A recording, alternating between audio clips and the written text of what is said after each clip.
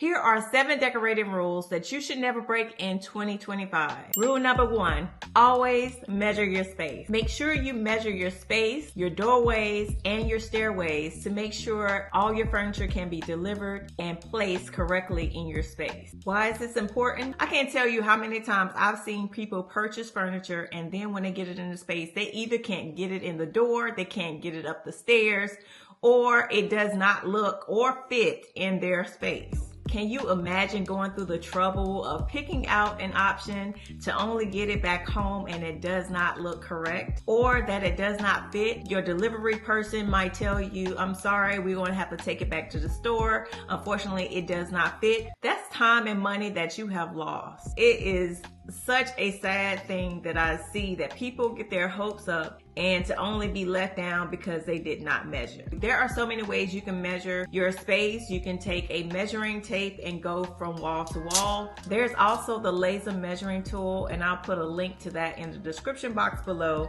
This is a quick way to get all 4 walls, and it takes less than 5 minutes. The second rule is to never ignore portion and scale. You want to make sure that your furniture, rugs, and decor are proportionate to each other as well as to the space. You do not want to have small furniture in large rooms or oversized furniture in small rooms. Just because you see it in the store and it looks great does not mean that it will look great in your space. Rule number 3, don't skip the lighting plan. You want to make sure you have ambient, task, and accent lighting. I'm not saying that you have to have all the different layers. You just don't want to rely just on your overhead lighting. You have artwork, put some picture lights in there. If you're reading a book, you don't need just the overhead light. You can just put on a table lamp or a floor lamp. I'm just saying to layer your lighting. Don't just rely on overhead lighting or a chandelier or a fan as your only source of lighting. The 4th rule is to prevent pushing your furniture against the wall. For example, like a living room,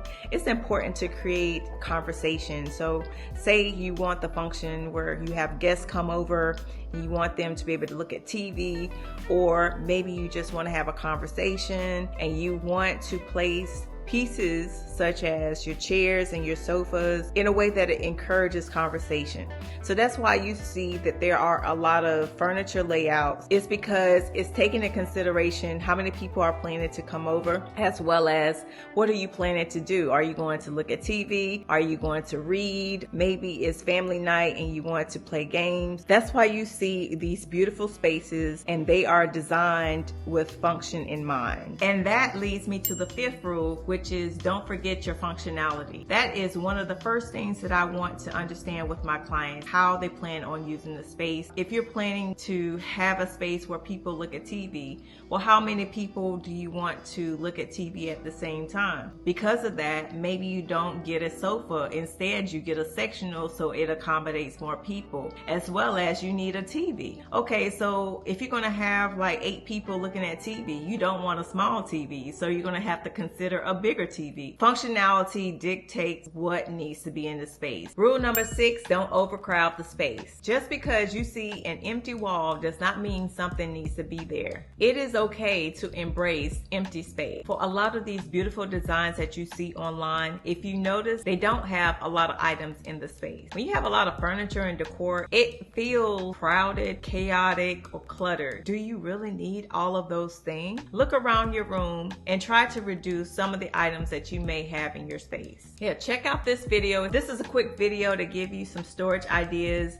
because maybe you don't want to get rid of it. Rule number 7, never ignore color harmony. It is important that you choose colors that complement your space and reflect the vision and the mood that you desire. Try using the 60-30-10 rule. 60% represent the dominant color, 30% is your secondary color, and 10% is your accent color. A lot of clients that I have are very open-minded as far as what colors should be in the space. However, they don't know what colors work together. If you are unsure of what colors that you would like for your space, I would first consider what is the mood of the space. So say you want it to be warm and cozy. Warm represents more warm colors. So like your creams or a yellow type color. Write down at least 3 to 5 words to describe how you want to feel in that space. From there, equate that mood to a specific color. If you want the room to feel serene, what colors equate to serene to you? So it is important to sit down and really think about this, and these are the colors